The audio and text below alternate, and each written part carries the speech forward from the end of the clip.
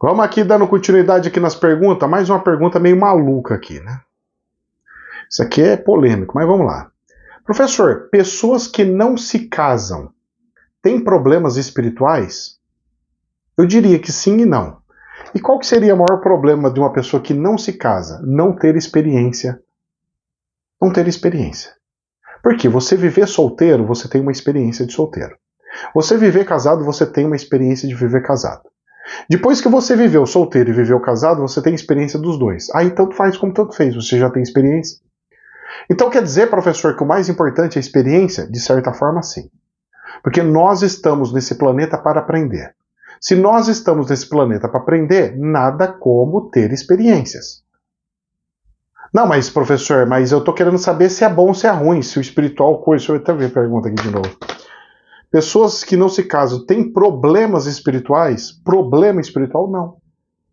Mas se estava programado para ela se casar e ela não se casa, por uma opção e troca do que foi descrito que ela deveria fazer, é capaz dela ter algum tipo de problema. Por quê? Porque vai de uma forma ou de outra, vai fazer com que o vínculo com essa pessoa aconteça de um jeito ou de outro. Você pode não casar no papel, mas se está escrito que você era para ser tipo casado com a pessoa, meu querido, até um filho aparece no meio do caminho. Para fazer com que você não consiga mais desamarrar e não consiga livrar da pessoa de jeito nenhum. Você pode ser considerado pela sociedade solteiro, mas vai ser considerado pelo espiritual casado porque você está amarrado, vinculado e grudado com a pessoa. Então, é mais ou menos assim. Não tem para onde fugir. Se estiver escrito, vai acontecer. Então, não é que gera problema ou não gera problema. A questão é que você pode transformar experiências que era para você ter em coisas um pouquinho mais dolorosas e um pouquinho menos dolorosas. A forma que você vai seguir, o caminho que você seguir, se solteiro ou casado, é um problema teu. É uma decisão humana de cada um. E não uma regra, como se tivesse que fazer porque seu espiritual condena. Não, filho.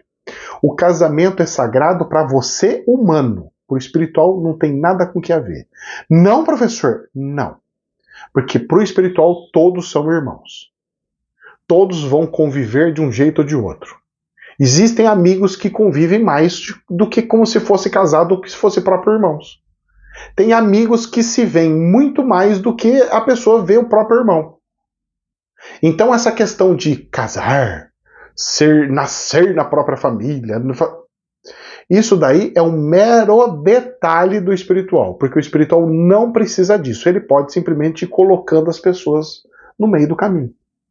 Simples assim, simplérrimo assim.